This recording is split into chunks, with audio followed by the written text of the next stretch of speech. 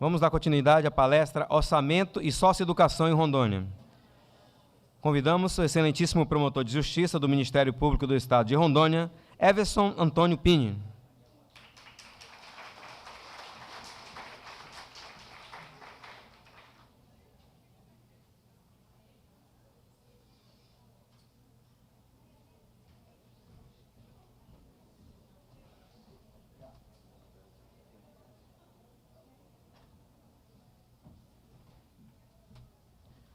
Convidamos o senhor Ivan Pimenta, chefe do Departamento de Orçamentos e Finanças do Ministério Público do Estado de Rondônia.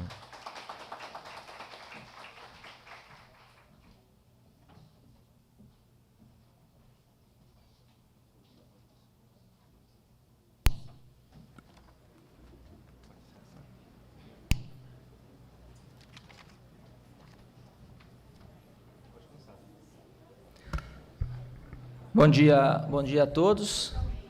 É um prazer enorme estar aqui com todos vocês neste momento importantíssimo para a socioeducação. É a disseminação do conhecimento, a demonstração do que está sendo feito, o convencimento daqueles que, por um motivo ou outro, são um pouco refratários a alguns projetos, e é a demonstração de que, quando nós nos unimos, as coisas funcionam. Eu quero aqui, neste momento, agradecer a presença do meu amigo Ivan, conhecedor profundo de orçamento, a pessoa com quem eu me socorro. Eu conheço o orçamento, mas muito pouquinho, somente do ponto de vista prático, a parte técnica toda ele que vai abordar, vai falar primeiro que eu, inclusive. Quero cumprimentar o Marcelo Tramontini, chamo de Marcelo Tramontini porque eu o considero meu amigo, portanto, uma pessoa extremamente dinâmica e que me fez me apaixonar novamente pela minha profissão. Cumprimento todos os aqui presentes e o pessoal da CUDA. Queria cumprimentar o Iaureci, que é o diretor da Unidade 1, ele está aí, não estou conseguindo enxergá-lo, está lá no fundo. O Antônio, da FEASE, de terno e gravata, bonito, sempre elegante. E dizer que o Pedro, um lutador pelos nossos projetos, toda a minha equipe, né, todo o pessoal que está por aqui hoje, certo? A Fátima aí, uma referência na socioeducação. É ruim a gente ficar citando as pessoas, porque a gente acaba sempre esquecendo um ou outro, né? Mas sintam-se todos cumprimentados. Nós vamos falar hoje sobre orçamento como ferramenta de gestão. A minha abordagem vai ser uma abordagem bastante prática, vou mostrar para vocês alguns gráficos. Luiz Marques, meu amigo também, que está ali no fundo, e vou demonstrar para vocês como que, quando o Estado deixa de cumprir o seu orçamento, como as políticas públicas ficam perdidas. Vou tentar demonstrar para vocês também que o Ministério Público e o Judiciário têm assumido um protagonismo que não é deles, não é nosso esse protagonismo. Se a gente não fizer, ninguém faz, mas o certo mesmo, esses projetos tinham que vir do Executivo. O Executivo tinha que estar à frente de tudo isso, certo? Então, esse vai ser nosso bate-papo hoje. Passo a palavra ao Ivan, para os cumprimentos, e para aquele... Queria cumprimentar o Paulo também, meu amigo Paulo, aí, lá de Guajará-Mirim. Cadê o Bruno? O Bruno está por aí? Eu sou meio informal com as coisas, quem me conhece sabe disso, né? Então, às vezes eu cometo alguns deslizes, né? Mas o Paulo é meu amigo, não vai achar ruim de eu chamá-lo de Paulo. Um grande abraço a todos e passo a palavra ao Ivan. Bom dia a todos. Tá funcionando? Tá. Bom dia.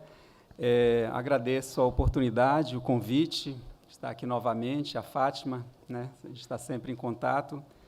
Ao doutor Everson aqui também, um parceiro, já tive a oportunidade de trabalhar com ele também na área, uma pessoa que humilde, né? Falou que conhece pouco, mas é uma pessoa que já vivenciou isso na prática do seu dia a dia, conduzindo a Secretaria-Geral do Ministério Público e em outras funções também. Como ele colocou, nós vamos aqui fazer uma abordagem, eu faria uma abordagem um pouquinho mais técnica, ele um pouquinho mais prática, né? E eu vou pedir permissão para vocês, para me levantar um pouquinho, tá? Vou tentar ser breve, porque a parte mais interessante é a parte que o Dr. Everson vai colocar. Tem microfone ali, ó.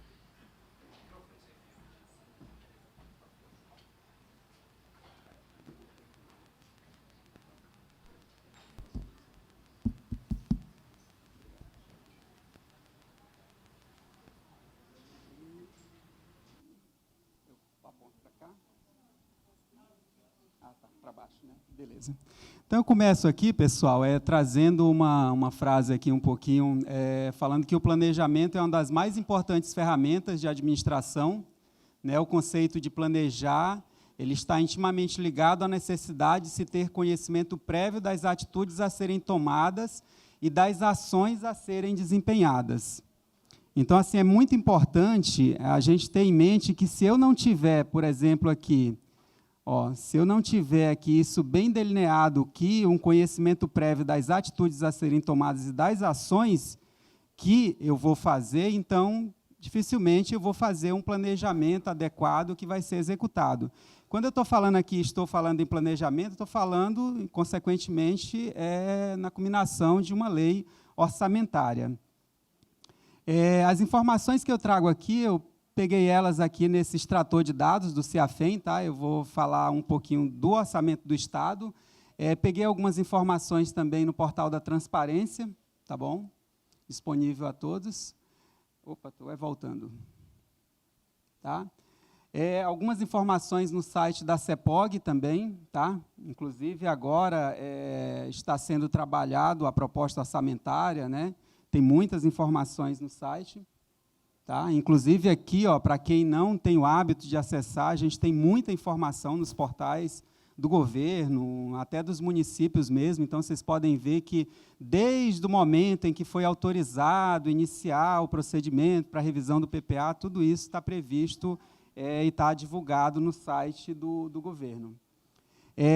Como eu falei, eu vou fazer uma abordagem aqui, escolhi um tópico aqui que eu acho relevante, porque, se eu não me engano, em 2016 eu estive aqui e a gente falou um pouquinho sobre orçamento, né? Eu coloquei uma situação aqui de baixa execução e tal, então eu achei interessante falar um pouquinho sobre esse aspecto aqui de programação orçamentária qualitativa e quantitativa. Tá? Não vou, porque orçamento... Você sabe que, se a gente for falar em detalhes sobre essa questão técnica, a gente ficaria muito tempo, né? E isso seria uma questão de oficina e tal. Eu vou abordar esses dois aspectos aqui e mostrar como eles se aplicam a uma questão prática aqui. Tá? Então, assim, nós temos essa estrutura, né? A programação orçamentária, onde o orçamento público aqui ele é organizado dessa forma. Na programação qualitativa, né, o programa de trabalho que define qualitativamente a programação orçamentária deve responder de maneira clara e objetiva as perguntas claras que caracterizam o ato de orçar.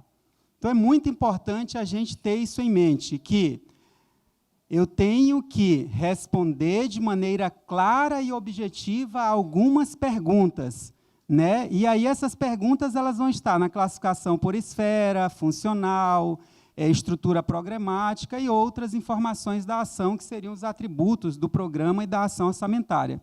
E quando eu vou para a dimensão aqui, para a programação quantitativa, eu estou falando de meta física, né, que produto que eu estou entregando, e da meta financeira, qual a dotação que está sendo estabelecida ou programada para resolver aquela situação. Isso aqui eu peguei também, tá, pessoal? Peguei dos manuais, peguei do Manual do Estado e do Manual da União, do último já, para 2020. E aqui, quando a gente fala qualitativamente, quando eu tenho lá, por exemplo, aqui, por exemplo, eu tenho uma ação orçamentária, promover e qualificar o atendimento socioeducativo do Estado de Rondônia. Então, eu tenho esses números aqui. O que eles significam, né? Por exemplo, o primeiro número, o segundo conjunto de números, o terceiro. É basicamente isso aqui. Por exemplo, a classificação por esfera, que ela está um pouquinho antes aqui, eu já começo aqui, eu teria ela um pouco antes aqui, eu não coloquei, mas o órgão é esse primeiro número. Que órgão que eu estou aqui? Por exemplo, Secretaria de Ação Social. Depois, eu venho com 030, que é a unidade orçamentária, a combinação desses dois aqui eu vou ter lá. Ou seja, quem é o responsável por fazer isso? Então, às vezes, a gente vê um número, por exemplo, vê um QDD, vê um relatório e precisa pegar 1001 documentos para entender. Se a gente, por exemplo, eu estou fiscalizando um orçamento e sempre eu vou ver aquilo lá. Se eu tiver noção de como ele foi construído e que ele responde essas perguntas, eu peguei aquele documento, uma folha, eu consigo fazer uma análise já rápida, olhar, parece que aquilo está falando com você. Só que eu tenho que ter o mínimo de conhecimento, tanto para construir o documento, como para analisar ele. Se eu não tiver esse conhecimento mínimo, eu vou ter dificuldade de atuar, né, de poder cobrar ou de poder interferir para aquilo que seja melhorado no ano seguinte.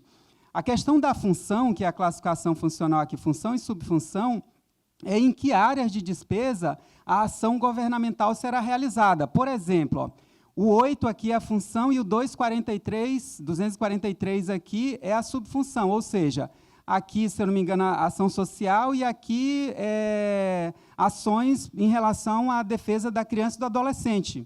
Tá? Então, você viu o número aqui, viu lá na portaria, você já sabe que o que significa o 8 e o que significa o 243. Por quê? Tem uma portaria que diz isso, o que é que significa, é uma portaria bem pequena, uma tabela, e, geralmente, quem está atuando com isso aqui já vai saber que toda vez que ele vê 8, ação social, 243, é relacionado à criança e adolescente. Então, o número começa a falar com você. Aí nós temos aqui o programa, né, o que se pretende alcançar com a implantação da política pública. O que eu quero com esse programa? Né? Nós temos no Estado, nós temos um programa para atender o Conselho de Crianças e Adolescentes, nós temos outro voltado que foi colocado dentro de uma fundação agora especificamente para as medidas socioeducativas, né? Então, é um programa só, então, muito simples de a gente analisar, a gente só tem que ver se ele responde, né, essa pergunta aqui, né? O que será desenvolvido para se alcançar o objetivo dele. Então, eu criei, e lembrando que aquilo que eu coloquei lá no começo, eu tenho que responder essas perguntas de forma clara e objetiva. Né? Isso tem que ficar muito claro, ou seja, uma pessoa que não é da área de planejamento, ela tem que compreender o que eu quero dizer com aquilo. Por isso, a necessidade de nós não termos, por exemplo, apenas as pessoas da área de planejamento construindo esse programa e essa ação orçamentária. Ela deve ser construída por quem trabalha na área. O que a equipe de planejamento ela vai fazer, seja do órgão, da Secretaria de Estado? Ela vai auxiliar essas pessoas, ela vai transformar aquilo que aquela equipe quer numa linguagem mais técnica, mas aquilo é construído por quem está lá na ponta trabalhando. Aí nós temos aqui a forma de implantação, como é que isso é feito, aí temos a descrição da ação, depois eu vou mostrar o modelo aqui no caso prático, o que é feito, por quem é feito, né, o produto, o que será produzido ou prestado, e a unidade de medida, que é como é que eu vou mensurar isso. O que eu estou entregando com essa ação? O que eu quero com ela? Lembrando que quando eu já estou aqui, por exemplo, dentro da ação, um conjunto de ações vai me dar o resultado do programa. Né? O que eu pretendia alcançar com a implantação daquela política pública.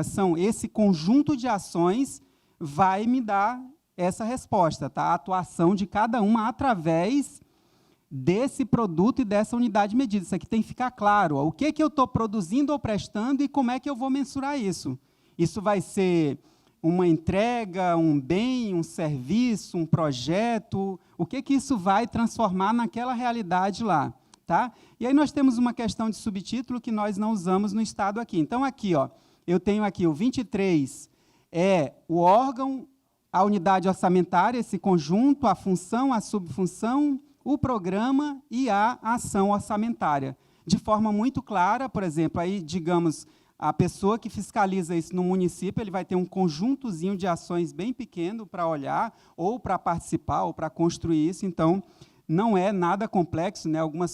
Às vezes a gente acha que orçamento, algumas pessoas colocam que é difícil, mas é muito simples, tá? Porque assim, nós temos muitos manuais bem detalhados sobre o assunto, assim, só que a gente tem que tirar um tempinho também para conhecer melhor esse instrumento. Aqui nós temos, por exemplo, a parte quantitativa, tá? Que é a meta física, quanto se pretende entregar no exercício, o que eu quero entregar, quantas ações, quantos projetos, quantas unidades, isso aí é muito relativo, depende das ações que nós vamos trabalhar. Aqui a questão da natureza da despesa, né? Geralmente, esse grupo aqui, eu coloquei bem pequeno aqui, ó, 3, 90, 14, 14. Quem conhece de orçamento, e até, às vezes, quem não conhece, mas é acostumado a fiscalizar, olhou para isso aqui, por exemplo, ele vai ver esse número lá no relatório. A pessoa vai ver aqui, ó, eu tenho aqui categoria econômica, está aqui, ó, categoria econômica, grupo, modalidade, elemento, e ainda tem um subelemento aqui. A pessoa vai ver aqui que ela está diante de uma despesa corrente, outras despesas correntes, a modalidade de aplicação é a aplicação direta. Eu estou falando de uma diária para um deslocamento dentro do Estado. Tá? É um número que diz isso. Aí a pessoa vai ver, ó, aqui, ó, na hora que eu olhei esse número, olhei um valor lá na frente, ó, isso aqui significa um deslocamento dentro do Estado de Rondônia. Se fosse 15, fora do Estado. No nosso caso aqui. Só que aí, são muitos números, mas só que para aquela realidade, às vezes, que você está fiscalizando ou que você está acompanhando, é um conjunto pequeno. E aí, às vezes, você tem ali uma relaçãozinha do lado, olhou, aquele número já fala com você. E a dotação, né, ao final aqui a dotação, né, qual é o montante alocado para dar andamento naquilo ali. Eu peguei aqui uma outra situação, que é o nosso manual, do próprio Estado de Rondônia, já feito agora, ele subiu aqui para o site aqui agora já no mês 5 de 2019, e ele fala aqui sobre a questão de elaboração de programa e do indicador, né? A importância que é isso aqui também, da gente trabalhar isso de forma apropriada. Eu tenho aqui o programa, ó, ele é um instrumento de organização que articula um conjunto de ações suficientes para enfrentar um problema demandado da sociedade ou aproveitar uma oportunidade, devendo seu desempenho ser passível de aferição por indicadores e metas coerentes com o objetivo do programa. Infelizmente, não é isso que a gente vê na maioria dos programas dentro do orçamento, né? Essa coerência aqui, essa aferição possível por um indicador. Às vezes o indicador ele não tem relação nenhuma, ou seja, o que eu coloquei como produto, entrega da ação, o conjunto daquelas entregas não tem nenhuma relação com aquele indicador que foi colocado no programa. Então, como é que eu vou dizer que aquele recurso que foi gasto naquela ação, ele contribuiu para esse indicador, né? Então, é uma necessidade de se construir pensando nisso aqui. O indicador, por outro lado, aqui ele já é um instrumento capaz de medir. Ele complementa aqui, né? Eu tenho que ter um indicador para saber aqui, né, aferir os resultados. Então, ele é capaz de medir o desempenho do programa, devendo este apontar o valor mais recente, ou seja, o índice de referência, né, a data de apuração e etc. O indicador permite medir a eficácia, a eficiência ou efetividade alcançada com a execução do programa. Aí nós temos esse fator novo, efetividade aqui, ou seja, como é que isso contribuiu, foi lá na ponta mesmo, lá, qual foi o impacto disso lá. Às vezes eu consegui aplicar muito recurso, fiz aquilo que eu planejei, mas será que houve transformação daquela realidade, da qual eu me propus a fazer, o que eu estou dizendo que vou fazer, né?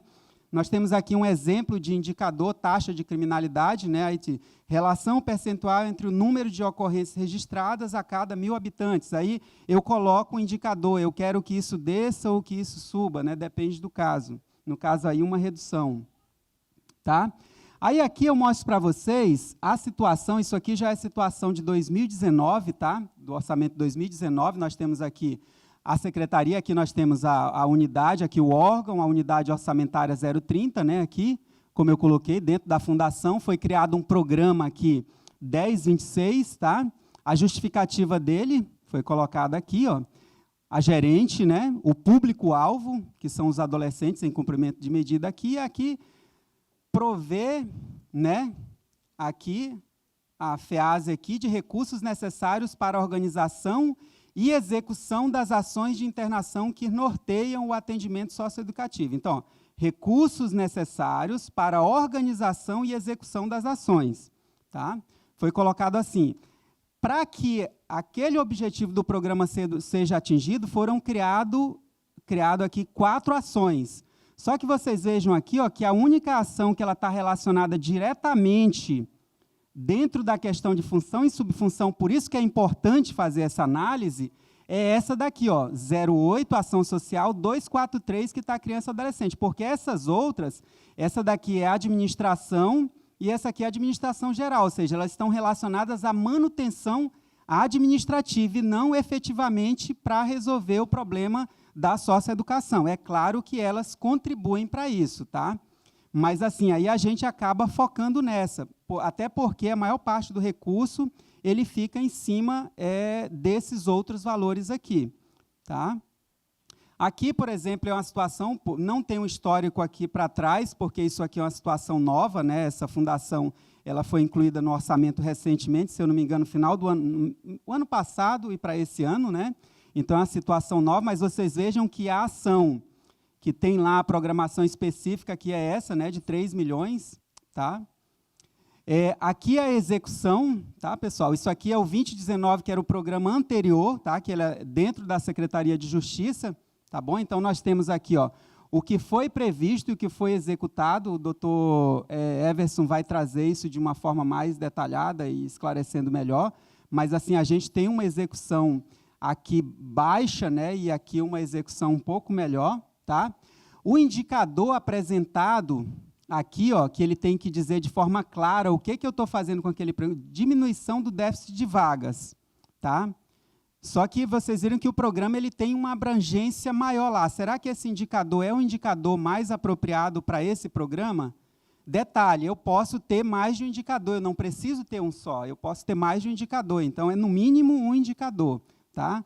E detalhe também é a métrica aqui, né? Eu tenho aqui, por exemplo, um valor de referência, eu tenho um valor de referência aqui para esse déficit de vaga de 80, e dizendo aqui que nesse ano de 2018, aqui, eu tinha uma previsão de reduzir aqui esse déficit de vaga em 20, e segundo o relatório de avaliação do PPA, esse número foi preenchido, né? Então, isso foi checado, não foi? Então, tem que ser verificado por quem faz o acompanhamento.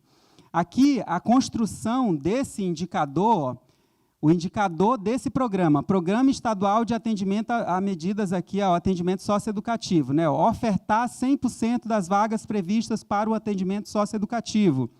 Se a gente for ver o conceito de indicador e a gente for analisar melhor essa questão de indicador de desempenho para programa, a gente poderia melhorar esse indicador, trabalhar ele, só que aí eu tenho que trabalhar ele com todas as pessoas envolvidas nesse processo. Eu tenho que construir o orçamento com as pessoas que lá da ponta mesmo. Primeiro, eu tenho que levar o conhecimento necessário para que elas possam também contribuir para a melhoria disso aqui. Por exemplo, ó, eu tenho aqui uma unidade de medida para esse indicador de 242, foi colocado aqui 77 como meta para 2019, né?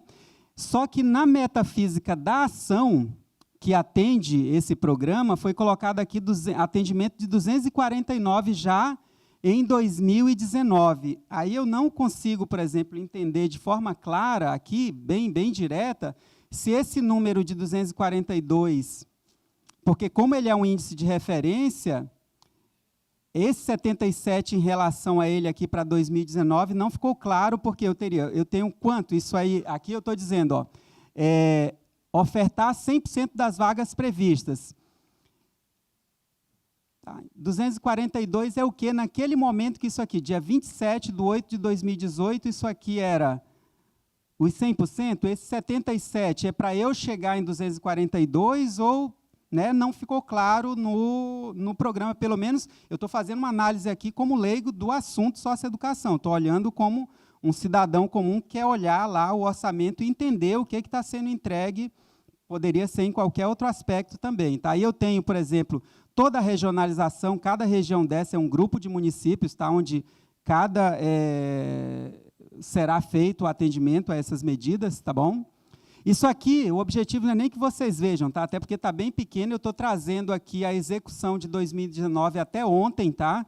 Nós tínhamos um orçamento de 28 milhões, já foi executado aqui 12 milhões, a execução está boa, mas em relação a essa ação específica da socioeducação, a gente também tem uma execução dentro de um padrão, se a gente dividir isso aqui por 12, a gente tem uma execução boa também, tá? É considerado uma execução para esse período do ano razoável, se verifica que vai. Eu coloquei aqui, pessoal, rapidamente, até como eu falei, ia ser breve, já estou até me alongando, para o doutor Everson trazer ali o principal, um detalhe sobre o fundo aqui, estadual de direitos da criança e do adolescente. Aqui tem o programa, né, o fortalecimento do sistema, tá? Não vou detalhar ele. Nós temos aqui um indicador aqui diagnóstico elaborado pelo Conselho Estadual de Criança e Adolescente, ou seja, qual é o indicador? Fortalecimento de programas e projetos e ações voltados para a garantia dos direitos, tá? Não é o melhor indicador, teria que ser trabalhado isso, a gente já comentou isso anteriormente, mas teria que ser trabalhado melhor isso. E o detalhe é que, em 2018, ele não executou nenhum real, tá? O indicador que tinha 2 projetos a serem aprovados, os 2 não foram feitos, então, assim, o indicador ficou lá num relatório do PPA sem nada. Nós tivemos aqui uma programação, aqui, ó, vocês vejam aqui que é o que foi previsto no PPA e o que foi executado, ó, de 2.781.000, foi executado 131 mil. Tá? Então, assim, é um valor realmente muito baixo de execução, praticamente assim, quase nada, né? Se vocês veem, ó, como é importante participar desse processo de planejamento. Ó, quando foi feito o PPA lá em 2015, foi previsto para esse fundo aqui 7 milhões de reais, em 2015. Na revisão dele, em 2018 para 2019, ele já foi atualizado para 2.781, ou seja, ele já está menor do que foi previsto inicialmente em 4 milhões de reais, quase 5 milhões. Tá? Isso aqui é a tela lá do sistema que comprova aquela tabela lá. E hoje, ele é, por exemplo, ó, 110 mil reais, e até agora foi executado, desculpem o número, 10 mil reais, 9.900 e poucos reais em passagem aérea, tá? Em passagens, tá? No 33. Então, assim, é uma situação que a gente chama atenção. E concluindo, para passar para o Dr. Everson, tá? Eu gosto muito dessa frase aqui de Gandhi, tá? Você nunca sabe que resultados virão da sua ação, mas se você não fizer nada, não existirão resultados, né? Então, a gente tem que agir, tá? E, novamente, eu coloco aqui, orçamento não é coisa difícil, tá? É uma coisa simples, a gente tem, trabalhando com método, você anota ali as coisas principais, você consegue olhar para o número e ver muitas coisas, tá? Um pouquinho, é claro que exige um pouquinho de treinamento, mas é bem simples, tá? Eu agradeço a atenção de todos e agora passo para o Dr. Everson.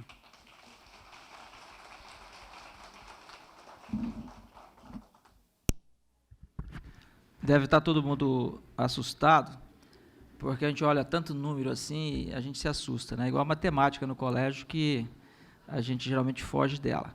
Mas eu vou deixar vocês mais tranquilos, porque o objetivo não é que vocês conheçam isso em profundidade, certo? É que nós olhemos para o orçamento como ferramenta de gestão e de políticas públicas. Esse é o nosso grande objetivo. Quando a pessoa conhece o orçamento, em certa profundidade, e ele analisa um orçamento do município ou o orçamento do Estado, ele consegue definir o perfil do gestor. Ele vai saber se o gestor, por exemplo, dá ênfase à educação, qual a ideologia dele nessa área, quais são os objetivos desse gestor, se ele se preocupa com saneamento, se ele se preocupa com as reformas das suas escolas, se ele se preocupa com a saúde, ou se ele se preocupa mais com a publicidade dele. Quando você olha para o orçamento, você sabe exatamente onde ele está colocando os recursos.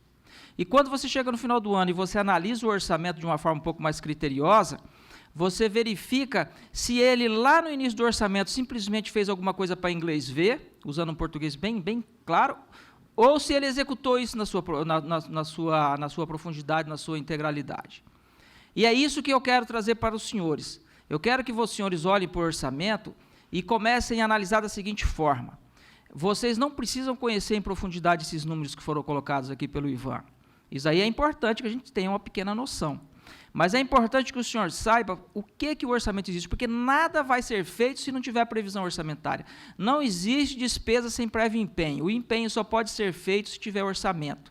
Portanto, eu vejo muitas pessoas brigando com o Estado, brigando com o governador, brigando com o prefeito, para fazer uma coisa ou outra, mas não olha se existe uma previsão orçamentária em relação a isso. Então, nós temos que começar a colocar no orçamento e depois exigir a execução desse orçamento. Esse é o grande segredo que tem, e é esse o trabalho que a gente vem tentando fazer agora, num processo relativamente lento, e dificuldade de convencimento do gestor. Eu percebo que muitas pessoas, elas não têm má fé, elas simplesmente estão habituadas ao Ctrl+C e Ctrl+V, não usam o orçamento como ferramenta de gestão, certo? Eu vou dizer para o senhor, só para exemplificar, imaginem que o governo, os técnicos do governo são os arquitetos. O Ivan, ele é um arquiteto, ele é um engenheiro. Ele tem a obrigação de conhecer em profundidade esses números. Só que eu sou sociedade e eu contrato esse arquiteto para fazer uma casa para mim. Eu vou falar para ele como eu quero essa casa. Eu quero essa casa com 2 quartos, com uma sala, com isso, com aquilo outro, e ele vai colocar no orçamento. Então, o presidente da FEASE, por exemplo, o Antônio, ele vai chegar lá para o governo e falar, eu quero isso, eu preciso reformar a unidade tal, eu preciso pintar isso, eu preciso dar treinamento, e vai se adequar o orçamento para isso, esse orçamento vai ter que ser executado. O problema é que nem sempre há uma correspondência, uma preocupação, um interesse do governo de que as coisas ocorram e que se execute o orçamento na sua integralidade. Qual o botão que eu aperto aqui? De baixo. Então, vamos lá. Então, o que é o orçamento público? Olhem bem, previsão de quanto dinheiro o governo vai arrecadar no ano, especificando-se no mesmo documento onde esses recursos serão gastos. Então, o orçamento ele é só feito como se fosse um orçamento doméstico. Se eu perguntar para os senhores quanto os senhores ganham por ano, o senhor vai falar, eu ganho X reais. Então, eu vou planejar comprar um carro, eu vou planejar comprar uma casa, ou vou planejar comprar uma bicicleta, ou eu vou fazer uma viagem. Aqueles que extrapolam isso vão para o vermelho. O governo, obrigatoriamente, precisa estar adequado ao seu orçamento. Ele define quanto ele vai arrecadar, faz uma previsão dessa arrecadação pelos anos anteriores. Obviamente que isso pode alterar, você pode ter superávit, você pode ter déficit, aí ele faz a adequação do orçamento, mas geralmente eles acertam, a regra é que eles acertam isso. E aí ele define quanto de dinheiro vai para a educação, quanto de dinheiro vai para isso, quanto de dinheiro vai para aquilo outro. Mas o que nós percebemos é que depois desse dinheiro colocado, você precisa da contrapartida que é a arrecadação, que é o financeiro. O orçamentário é uma coisa e o financeiro é outra. Aí você começa a ter o pires na mão e eles começam a regular a liberação esses recursos. As políticas públicas decorrem da atividade política e compreendem o conjunto das decisões e ações relativas à alocação imperativa de valores decorrente da reivindicação dos atores. Quem são os atores? Somos nós os atores, é a sociedade. É a sociedade que fala assim, não, eu quero que invista mais em educação, eu quero que invista mais nisso, eu quero que invista mais naquilo outro. O que nós percebemos hoje, que o Estado, o executivo de um modo geral, eu sempre defino o executivo da seguinte forma, é uma frase que eu cunhei, é até engraçada, ela é um mastodonte sedentário. Parece que nada funciona no governo. Não é que não funciona, existem pessoas abnegadas, pessoas interessadas, mas a máquina para ela andar, a máquina para funcionar, a máquina para as coisas acontecerem, demora demais. É muita burocracia, é muita dificuldade, é gente que não quer que as coisas aconteçam, é aquele medo que o recurso não vai existir, aí os projetos vão se perdendo. No município do Estado, no nosso município do Estado, de Porto Velho, eu tenho uma experiência muito interessante. Eu, logo que cheguei, fui ter reuniões com os técnicos, no meio aberto. E os técnicos falavam o seguinte, não adianta fazer projeto. A gente manda o projeto é engavetado, eles estavam completamente desmotivados e ainda estão desmotivados. Por quê? Porque eles não olhavam para o orçamento e quem ia executar acabava não se preocupando com esse processo de execução, daí dependia de licitação, dependia disso, daquilo outro, e o que os projetos aconteciam, eles ficavam perdidos. Então, passava-se o ano todo pagando salário, comprando caneta e comprando papel, mas o projeto para atividade fim, porque nós existíamos por causa da atividade fim. O Everson é promotor de justiça por causa da minha atividade na infância. O técnico lá do CRES, ele existe porque ele tem que se preocupar com o adolescente que está cumprindo medida de meio aberto. O pessoal da FEASE existe porque existe o adolescente internado. Então, nossa atividade fim é essa. E aí, na atividade fim, o recurso não chega. Ele se perde no meio do caminho. Ele sai da secretaria, ele se perde no combustível, na passagem, nisso, naquilo outro, e ele simplesmente desaparece. Nós conseguimos agora, está sendo entregue hoje 10 horas, 2 veículos para o município, mas foi uma luta para conseguir esses veículos. Não tinha nem previsão no orçamento. Aí conseguimos colocar no orçamento e eu infelizmente, tive que fazer uma coisa que eu não gosto. Eu até ameacei para pôr uma ação, eu vou mostrar para vocês a legalidade disso, por improbidade, pelo não cumprimento do orçamento na sua execução total. Nós temos que olhar dessa forma, o executivo tem que começar a fazer o seu dever de casa, porque senão as coisas não acontecem. Tem algo muito interessante nesse processo todo, que eu gostaria de chamar a atenção de vocês. Tem muitos abnegados hoje fazendo trabalho social. sendo protagonista daquilo que não é a obrigação deles. Por exemplo, o Ministério Público não pode ser o protagonista das políticas públicas. O Judiciário também não. Quem é o protagonista disso é quem está na ponta, que é quem cuida do dinheiro, quem tem um recurso. Mas, na falta deles, nós acabamos ocupando esse espaço. Esse espaço tem que ser reocupado pelo próprio Estado. O Estado tem que ocupar esse espaço verdadeiramente, né? E é através da obrigação, da exigência para que eles cumpram o orçamento que nós vamos conseguir. Após definidas as políticas públicas, compõe a agenda governamental. Após definidas, as políticas públicas compõem a agenda governamental, constituindo-se diretrizes do governo para a elaboração de planos e orçamentos. Então, veja bem, você primeiro faz o seu planejamento, se define como você vai ter, e, a partir daí, a agenda do governo vai definir a elaboração do seu orçamento. Então, o orçamento ele é feito através da contribuição das pessoas, o governo arrecada e define se ele vai investir em construção de residências, na saúde, na educação, habitação, transporte público, sistema prisional e por aí afora vai. E dentro do orçamento nós vamos ter, eu vou correr um pouquinho por causa da nossa hora, tá? Que falaram aqui para mim que eu não posso passar nem um segundo das 11 horas, o chefe de cerimonial está com a cara de brava ali. Então, nós temos ali o plano plurianual, que é a cada 4 anos, depois do primeiro ano do mandato do gestor, ele faz, que é um planejamento mais a longo prazo. Todos aqueles planejamentos que ultrapassam o exercício, eles obrigatoriamente têm que estar no plano plurianual. Nós vamos ter a lei de diretrizes orçamentárias e nós vamos ter a lei orçamentária anual, que é a que a gente mais olha, a gente mais cuida, que é a lei orçamentária anual, que é a execução realmente desses recursos, né? Então, o plano plurianual aí é o PPA, certo? Diretrizes, objetivos, metas da administração pública, ele vai definir tudo isso.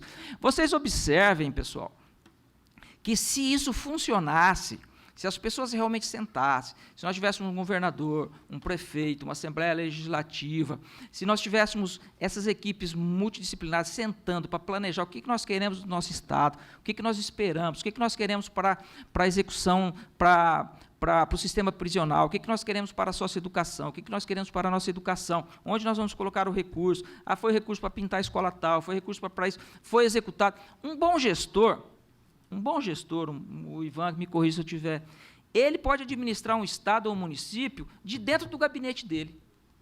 Obviamente que ele tem que sair para ver as coisas. O que ele faz? Ele alocou recursos para construir a escola tal.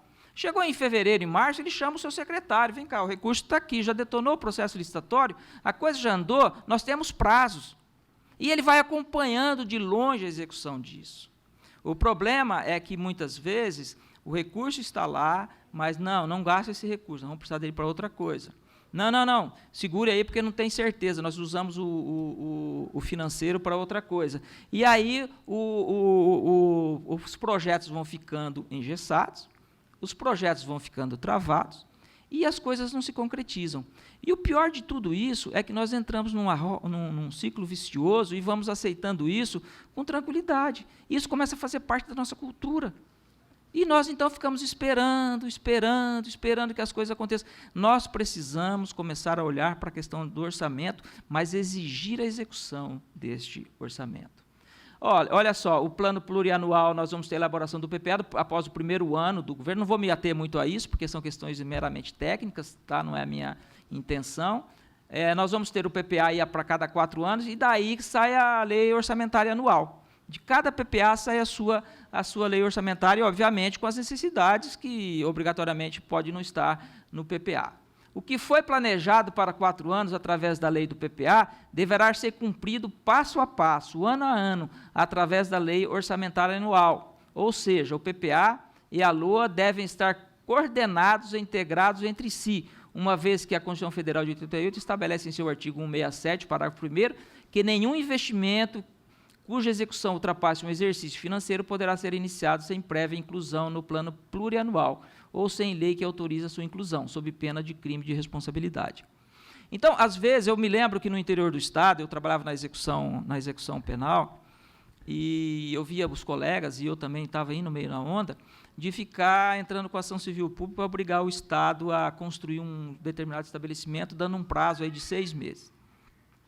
Se não tiver previsão lá no orçamento, ele vai vir na defesa dele e falar, não tem orçamento, não está previsto, não tem o recurso, eu não posso obrigá-lo.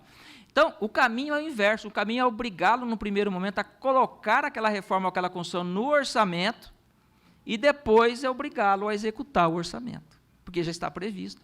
Quando ele coloca no orçamento isso, para colocar no orçamento, ele viu uma previsão de receita. Se não tiver o contingenciamento, que é aquela questão da queda da receita, que justifica ele contingenciar, ele tem que obrigatoriamente executar. Mas o que nós observamos, que eu tenho observado, e observei isso no Executivo Municipal e no Estadual, é que você coloca lá, por exemplo, R$500 mil para a socioeducação no meio aberto, por exemplo. Quando chega em junho, julho, remaneja R$200, R$300 mil para outra rubrica, ou para outra ação, para outra coisa, e aquele dinheiro simplesmente chega no final do ano, não existe. Vocês vão ver daqui a pouco no gráfico que eu vou mostrar, o município de Porto Velho, eu fiz um levantamento junto com a Sandra, que tem me ajudado nesse trabalho, o município, uma média de execução do orçamento no meio aberto de 17%. Vocês têm noção do que é isso? O técnico recebeu o salário dele, ele tinha caneta, mas não tinha os recursos para os projetos, que é o que interessa, que é a atividade fim, que é o recurso para ele visitar o adolescente, que é o recurso para ele analisar, verificar se esse adolescente está frequentando a sala de aula, que é o recurso para ele desenvolver, por exemplo, um projeto psicopedagógico, para ele criar, por exemplo, eles tinham lá um projeto de uma horta para os adolescentes cuidarem, eles tinham um projeto, por exemplo, para que o adolescente pudesse aprender alguns esportes, não conseguiam nem comprar a bola, porque os projetos simplesmente eram engavetados. Eles tinham o salário deles relativamente garantido, estavam desmotivados, então o recurso não chegava para essa atividade fim. Nós precisamos começar a olhar para isso. Nós precisamos começar a observar o que está acontecendo, por que esse orçamento não está sendo executado. Primeiro, participar da elaboração dele, e depois, obrigatoriamente, participar da sua execução. Porque, senão, nós vamos ficar como nós estamos aqui, muita gente trabalhando, nós temos muitos projetos nesse Brasil afora. Mas por que os problemas não se resolvem de uma forma absoluta? Sabe por que não se resolve? Porque nós precisamos de políticas públicas de massa. Imaginem, eu até exemplificava isso para o nosso pessoal aqui, agora há pouco. Imaginem só se o Judiciário e o Ministério Público começassem uma campanha de vacinação para uma determinada comunidade. Lá, 100 adolescentes vão ser vacinados. Depois, na outra comunidade, começa lá também para vacinação. O que nós iríamos conseguir no final? 30% de pessoas vacinadas. Para você vacinar toda a sociedade, o Brasil, ele é reconhecido mundialmente pelas suas campanhas de vacinação, erradicou, inclusive, muitas doenças por causa disso, você precisa de uma política de massa. Você precisa de uma política, e aí quem tem essa capacidade é o Estado, quem tem que ser o protagonista disso é o Estado, e esse protagonista é o Executivo. É o Executivo que precisa trazer para ele essa responsabilidade. Esses projetos todos que nós fizemos aqui, eles são maravilhosos, são espetaculares, mas eu, promotor de justiça, e me permita, Marcelo, o doutor Marcelo, citar o seu nome aqui, deveríamos estar sendo convidados para participar desses projetos, porque estavam sendo executados pelo próprio Executivo. E não nós estarmos sendo protagonistas disso. Entenderam qual que é a diferença? Então a gente faz. Eu sendo protagonista, eu gosto de política, sempre gostei. O Marcelo é um entusiasta disso. Ele desculpa o termo, ele baba quando a gente fala essas políticas públicas, né? Ele adora. Né? Só que o dia que o Marcelo sair da infância, e o dia que o Everson sair, daí vem um outro promotor de justiça, um outro juiz, que não tem essa habilidade ou não tem essa vontade, vai cumprir a função dele, ninguém vai poder dizer que ele não está cumprindo, e os projetos vão se perder. Por quê? Porque não é uma política pública, porque ele não faz parte de uma política de massa. É isso que nós precisamos ver. E isso nós precisamos, então, obrigar o Estado a entrar no orçamento, constituir isso para que isso se torne uma política de Estado. Certo?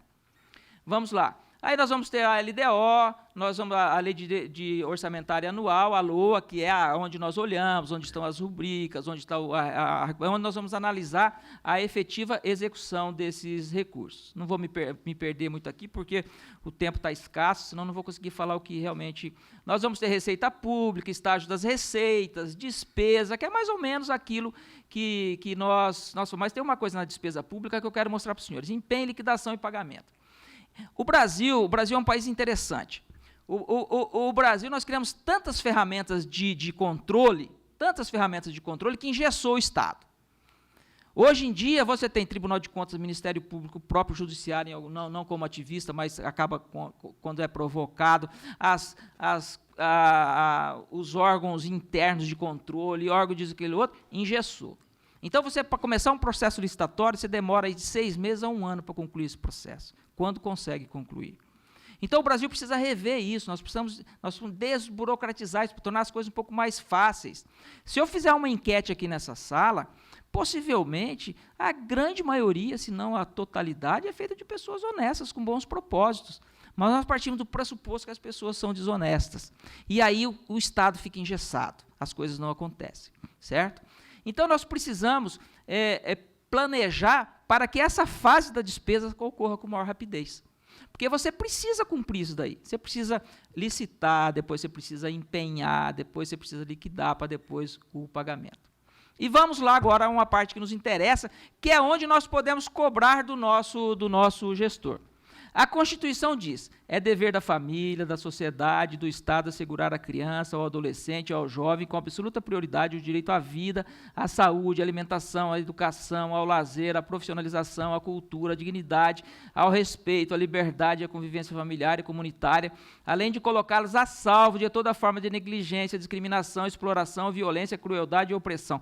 Que coisa mais linda para inglês ver. Quando você anda na periferia de Porto Velho, vocês acham que isso é cumprido? Entendeu?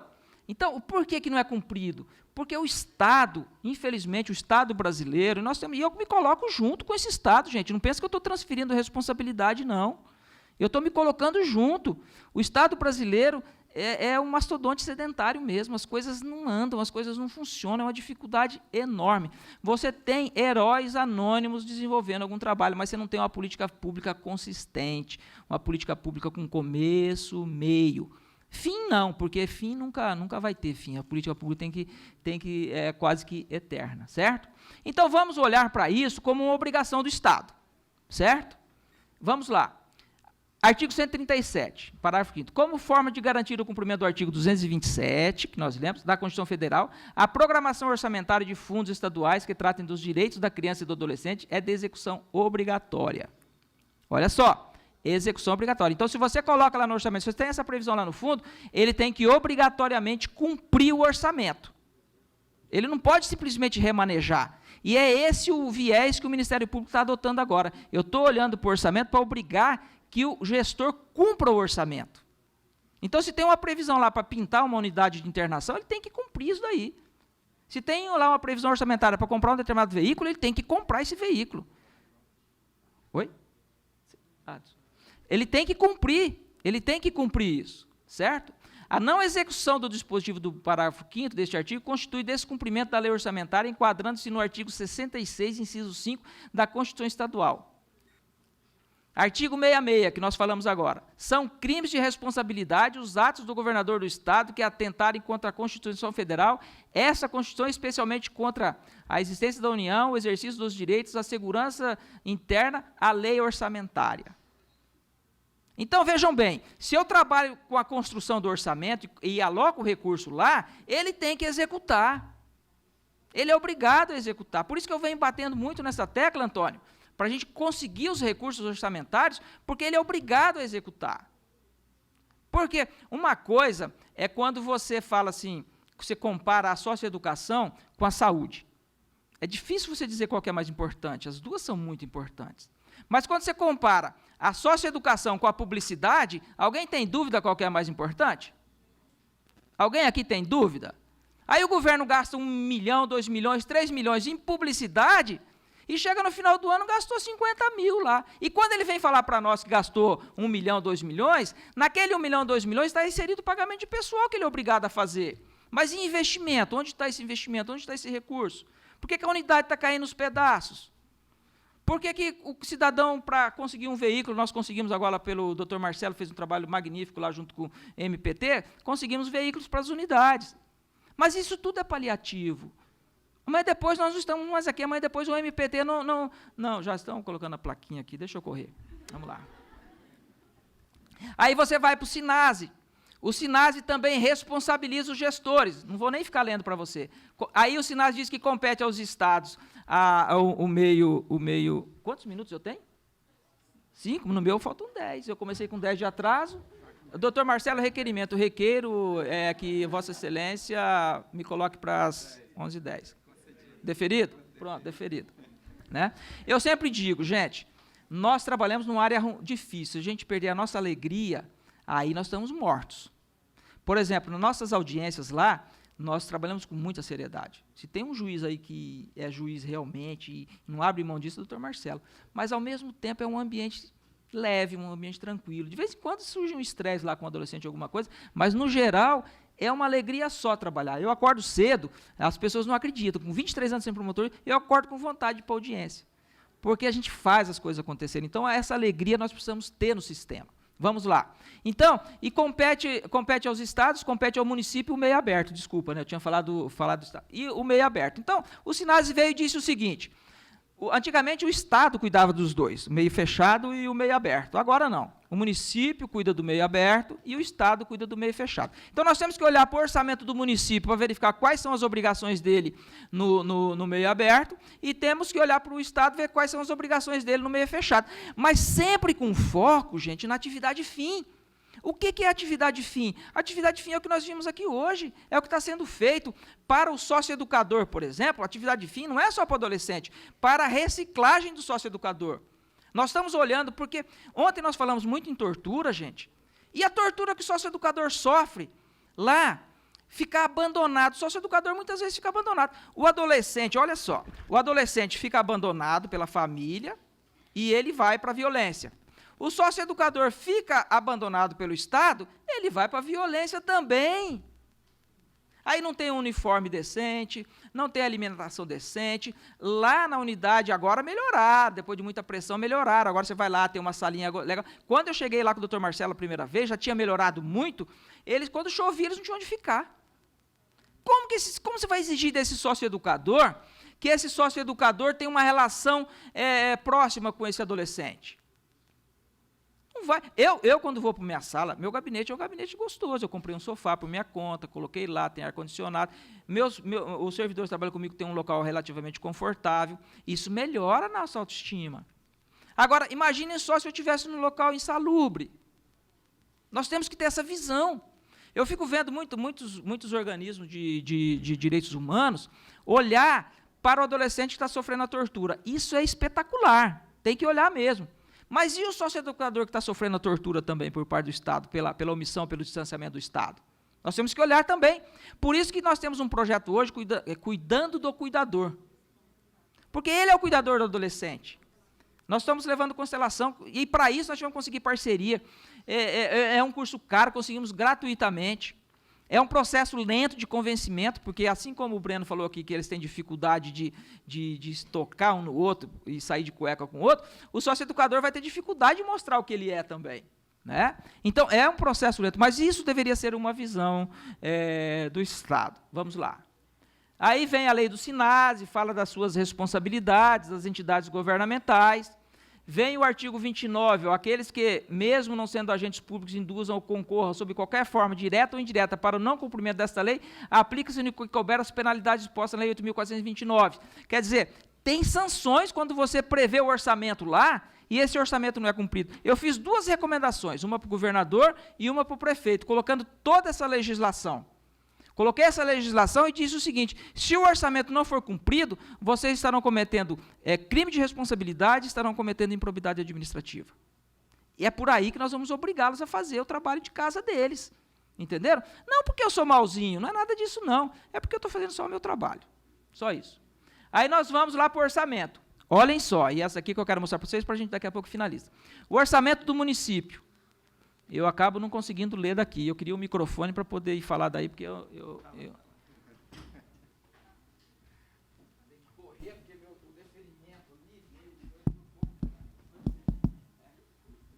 Então, vejam bem, ó. Estão me ouvindo bem? 2013. Olha só. 260, do município, meio aberto, 264.250. Reduziram em 95 mil. Executaram 29 mil, executaram 11% do orçamento. 11% do orçamento. Vocês têm noção do que é isso, gente? Vocês têm noção do que é isso? 11%. 2014, 757 mil. Quando começou o ano, nossa, que espetáculo, vai ser maravilhoso, 750 mil para a gente gastar. O Paulo Juiz ficou feliz porque ele manda os meninos dele para cá, e aí ele falou assim, não, lá Porto Velho, o Everson e o Marcelo vão ter dinheiro para gastar lá. Aí, 193 mil, executaram 30%. 30%. Aqui, 2015, executaram 46%. Aqui, em 2016, 4%. 2017, 2%. O salário do pessoal estava em dia. A caneta estava na mesa dele, o ar-condicionado estava funcionando. Os projetos, quando eu digo atividade fim, não foi atendida em absolutamente nada. Nada. Né? Agora aqui. Agora 2018, 56%. Aqui tem uma característica interessante, que eu preciso falar para ele, tentaram me enganar. É porque, cara, desculpem o termo, eu vou falar ia falar um palavrão, mas não vou falar não. É de lascar esse povo. O que eles fizeram? Eles fizeram o seguinte, foram lá, quando viram que eu estava pressionando, pegaram a ação da socioeducação e levaram ela todinha para o sistema social. Serviço de proteção básica e proteção social especial dentro do Fundo Municipal de Assistência Social. Então, essa execução aqui de 2018, ela não é da socioeducação. E eu não consegui descobrir quanto foi gasto na socioeducação. Aí eu fiz reunião, daí ameacei, porque eu gosto muito de fazer reunião e conversar e fazer algumas ameaças. Porque quando você propõe ação civil pública, aí, cara, tem prazo, tem defesa, tem aquilo outro, tem um rito brasileiro que foi feito para não dar certo, e o juiz tem que cumprir tudo isso, obviamente, daí você perde seu poder de negociação. Aí, agora, para 2019, nós já estamos novamente com a rubrica, já executamos até agora 110 mil reais, ó, e já estamos com a reforma da unidade que vai sair, certo? Vamos reformar a unidade. Então, é um leão por dia, Hã? Não, é muito baixa, é muito pouco quando você olha a necessidade. Nós temos hoje 300 e poucos adolescentes em cumprimento de medida em meio aberto.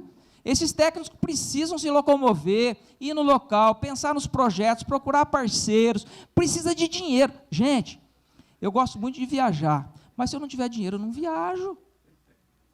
Se não tiver dinheiro, nós não fazemos absolutamente nada. Aí eu gostaria de ir para a Europa, aí eu vou só até Ariquemes. É verdade ou não é? Se nós não colocarmos dinheiro no sistema... o Brasil tem uma legislação maravilhosa, a lei de execução penal é maravilhosa, o ECA é maravilhoso. Mas e o dinheiro para você executar isso? Nós precisamos de recurso, colocar o dinheiro lá na ponta. E não é dinheiro para viajar, é dinheiro para treinar esse pessoal, é dinheiro para comprar veículos, é dinheiro para desenvolver projetos pensando em quem? Na socioeducação. Esse é o grande segredo. Nós temos que olhar como que eu vou fazer, então eu preciso treinar meus técnicos para que eles possam atender melhor os nossos adolescentes. Eu preciso fazer uma sala aqui para recebê-los para atendimento personalizado. Eu preciso desenvolver um projeto, uma parceria com tal órgão para colocar esporte. E por aí afora vai. E aí você começa um processo o quê? De recuperação realmente. Senão, nós vamos passar a vida toda enxugando o gelo, certo? Vamos lá. Aqui são os índices, né, que o gráfico que mostra, que eu também não vou perder tempo. Aqui nós temos os percentuais de redução, que refletem aquilo que eu já mostrei para vocês, que é uma coisa assim assustadora, né? Mas eu também tenho outra coisa, gente. Eu sou um cara extremamente paciente. Eu sou assim, igual formiguinha. A gente vai, e nós temos conseguido bastante coisa, né? Aqui nós temos do município, as execuções. Nós temos o orçamento do Estado. O orçamento do Estado ainda é uma incógnita para mim em alguns aspectos, porque nós conseguimos, foi outra vitória. Rondônia era um dos poucos estados, acho que era o único, se eu não me engano, que a socioeducação estava junto com o sistema prisional. Depois de muita luta, convencimento, o doutor Marcelo foi uma reunião com o governador, lembra? Fomos lá, falamos que ele ia ser o padrinho do projeto, e vai. Eu tinha pensado em propor uma ação, mas aí chegamos à conclusão que era melhor tentar conseguir. E aí ele constituiu, o Confúcio constituiu a FEASE. Houve muita resistência no início, porque todo mundo achava que ia perder, e hoje a FEASE é uma realidade. Eu acho que o Antônio hoje tem plena consciência da importância da FEASE, que hoje só se pensa socioeducação. Você olha para quem está na presidência da FEASE, ele não tem que pensar no preço lá do urso branco, ele só pensa na socioeducação. E quando ele vai elaborar o orçamento, é só para a socioeducação. Então, as coisas realmente começam a acontecer, certo? Então, 2019 é um ano decisivo aqui no âmbito do Estado com relação ao orçamento. Agora, nós temos também, olha só para vocês terem uma ideia, existe uma legislação estadual que trata do PROGESF. O PROGESF é um projeto interessantíssimo que ele define trimestralmente um valor a ser repassado para as unidades de internação. Por quê? Dentro daquela burocracia que eu falei para vocês, que é o sistema público, você às vezes queima uma lâmpada, você precisa pintar uma parede, você precisa arrumar alguma coisa, desde que não dê fragmentação de despesa, obviamente, você tem aquela dificuldade enorme para conseguir o recurso. Então, o PROGESF é um dinheiro que, a cada 3 meses, como se fosse um fundo, alguma coisa, ele é direcionado para o diretor da unidade para que ele possa fazer esses pequenos reparos. E eu estou numa briga enorme para que esse PROGESF chegue, que esse recurso chegue lá na ponta. Ele tem que chegar, não tem como. Você tem que dar o dinheiro para o diretor poder fazer essas pequenas... Você tem que fiscalizar, obviamente, mas você não tem que partir do... Como que eu faço para voltar um aqui, hein? É o de cima. Você não pode partir do pressuposto de que ele é desonesto. Em 2016, olhem só, isso eu estou falando de Porto Velho, tá? Que eu sou promotor de justiça só da comarca de Porto Velho. Então, olha só, para as nossas unidades, nós tínhamos que liberar R$128 mil. Depois que eu comecei a bater, nós conseguimos liberar 22%. Em 2017, nós conseguimos liberar 35%. E em 2018, nós conseguimos liberar 12%. 2019 ainda não chegou nenhum recurso, tem algumas dificuldades aí que já me foram pontuadas, mas eu acabei, não vou falar que é uma ação ainda, porque essa ação só está consolidada depois que ela é recebida, mas eu propus uma ação, eu entrei com uma inicial para que o Estado cumpra o projeto. Aí não teve jeito, aí já não teve mais acordo, não teve mais o que pedir, então eu propus uma ação, talvez seja uma má notícia aí para quem está no sistema, mas eu propus a ação, vamos tentar negociar, e nessa ação eu não trouxe só o presidente da FEASE, pelo menos eu não trouxe, por quê? Porque o presidente da FEASE, muitas vezes, ele depende do secretário. O secretário da CEPOG e o secretário de Finanças, que é aquele que define o orçamento, que libera o recurso. Então, eu trouxe os dois também para o polo passivo da ação. Entendeu? Então, eu vou tentar, pelo menos vou requerer ao juízo um acordo judicial, se não for possível, vai para a instrução e para julgamento, que eles têm que liberar o dinheiro. Esse dinheiro tem que chegar lá, tem que ser fiscalizado. Para vocês terem uma ideia, reclamavam que eles tinham dificuldade de prestação de contas. Aí nós fomos lá no Tribunal de Contas, eu sou amigo eu trabalhei no Tribunal de Contas 9 anos, tenho uma certa facilidade, conversei com o pessoal, demos um curso de prestação de contas para eles, para prestar conta, porque era um problema. E ainda assim o recurso não chega, o recurso não sai. Então nós temos que hoje ter esse olhar para o orçamento. Vocês não precisam entender de tudo aquilo que o Ivan falou aqui. Aquele número tal é para isso. Não, você tem que parar o seguinte, eu preciso de recursos para dar treinamento para o meu pessoal. Quanto eu vou precisar de dinheiro para isso? Você vai construir a sua casa, você vai procurar o arquiteto e falar quanto você quer de dinheiro. Eu preciso para adquirir um veículo, eu preciso para o projeto tal, eu preciso de tantos reais, talvez, para auxiliar a CUDA, eu preciso, sempre com foco na atividade fim. E aí nós vamos colocar esses recursos lá, e aí chega em janeiro, fevereiro, nós vamos mandar um ofício para o governador falando assim, ou para o secretário, o presidente da FEASE, nós precisamos desse recurso, precisamos executar o nosso orçamento. Um bom gestor, gente, ele chega no final do ano de entre 95% a 98% do seu orçamento executado. Por quê? É diferente do nosso orçamento. Se chegar no final do ano tendo economizado e guardado lá no banco, isso é espetacular, não é, Paulo? Sobrou dinheiro. Para o Estado, não. O Estado ele tem que gastar esse dinheiro. Porque o pressuposto é que ele fez um orçamento, partiu para a elaboração desse orçamento, definindo os seus projetos. definindo o que ele quer e o que ele vai fazer. Se no final do ano ele não conseguiu executar o orçamento, é sinal que ele não pintou a escola, é sinal que ele não fez a estrada, é sinal que ele não fez a ponte, é sinal que ele não deu treinamento para o sócio-educador, é sinal que ele não fez o projeto da horta para o adolescente, é sinal que o técnico não teve condições de se locomover. Então, um governo hoje, ele precisa chegar no final do ano, olhar e falar assim, não, eu executei 95% do meu orçamento. Cara, que espetáculo, tudo que eu queria fazer, eu consegui fazer. Certo? Então, o que eu quero deixar para vocês de mensagem nesse momento é chamá-los para me ombrearem com o Ministério Público. Eu falo Ministério Público porque, nesse momento, o juiz acaba ficando um pouco inerte, nós temos que respeitar isso. Ombrearem com... Acabou, né? Eu sei. Não vou requerer mais. Aí, o segredo... Eu estou correndo, porque senão eu não falo tudo. O segredo agora, eu quero que vocês ombreiem comigo para a elaboração do orçamento para a socioeducação. Meu gabinete está sempre aberto lá. Tem uma coisa que fica... Eu fecho um pouquinho a porta, porque o pessoal conversa muito lá fora e me incomoda.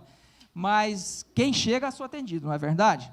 Então, vamos elaborar o orçamento. Antônio, nós estou trabalhando para o orçamento da FEASE. Eu preciso da sua ajuda, Antônio. Preciso da sua ajuda. Quanto dinheiro você precisa, certo? Município, quem está do município aqui, vamos verificar que nós precisamos de recursos, vamos colocar recursos. Aí, quando chegar em janeiro, fevereiro, quando o prefeito ou o executivo não cumprir o orçamento, aí nós vamos falar, ei, você está com dinheiro aqui, você tem que cumprir esse orçamento. E se no final do ano ele não cumprir, a gente lasca-lhe uma ação de improbidade nas costas, um crime de responsabilidade, o próximo prefeito ou o próximo governador vai pensar 2 vezes antes de não cumprir isso. Tá certo? Ah, isso que quer fazer? Não. Eu sou o tipo de promotor que não gosta de denunciar ninguém, eu não gosto de representar, eu não gosto de propor ação civil pública, eu gosto de resolver problema. Mas quando precisa, a gente propõe, certo? Então, deixa eu ver qual era o último recado. O orçamento é inexecutado, como vocês viram, certo? E gostaria de deixar essa frase para vocês, essa frasezinha. Não existe mágica. A CUDA aqui não é mágica. Não existe mágica, não existe mágica. Esse negócio de que o cara vai pegar uma varinha de condão, vai chegar, vai transformar a Fátima num anjo, um querubim, isso não existe. Ou o Everson vai se tornar uma... Não, existe trabalho. Trabalho, sim. É através do trabalho que a gente vai conseguir cumprir nossa missão. Outra coisa também. Eu, quando saí de Cacoal, lá em Cacoal era um Deus nos acuda. A gente era um promotor do interior, era um faz tudo, né? Eu fui fazer um levantamento de coisas que eu tinha executado, que eu tinha feito. Eu vi tanta coisa que eu gostei de ter feito. Cada um de nós aqui é um protagonista nesse mundo. Se cada um fizer um levantamento do que você já executou, do que você já fez, você vai ver quanta coisa cada um já fez. Mesmo nos momentos que nós estamos desanimados, mesmo no momento que é a superação de uma dificuldade, é a execução de um projeto, é a construção de alguma coisa. Como servidores públicos, que a maioria de nós somos, é importante nós olharmos para a nossa história e ver que nós fizemos alguma coisa. Por mais que talvez naquele momento não tenha dado o resultado, surtido o efeito que nós esperávamos. Mas nós fizemos. Isso é fundamental. Parece filosofia de botequim, parece livro de autoajuda, né? Mas não é isso. Isso é verdade, isso dá prazer para nós. Temos que ter prazer na execução das coisas. O que nós precisamos é ter paciência. Porque quando nós estamos fazendo a história, nós não conseguimos perceber o que nós estamos modificando no mundo. Quando você lê a história de 100 anos atrás, você vê o que mudou. Mas quem estava fazendo a história naquele momento não conseguia perceber, não conseguia ver. Tá ok? E antes que o cerimonialista ali me jogue aquele celular que está na mão dele já faz tempo, eu quero agradecer a vocês, agradecer ao Marcelo aí a oportunidade. Eu tinha mais coisas para falar, mas infelizmente não deu, mas ficou o recado aí, um recado, uma visão prática do orçamento. Tá? Muito obrigado a todos, um abraço. Muito obrigado.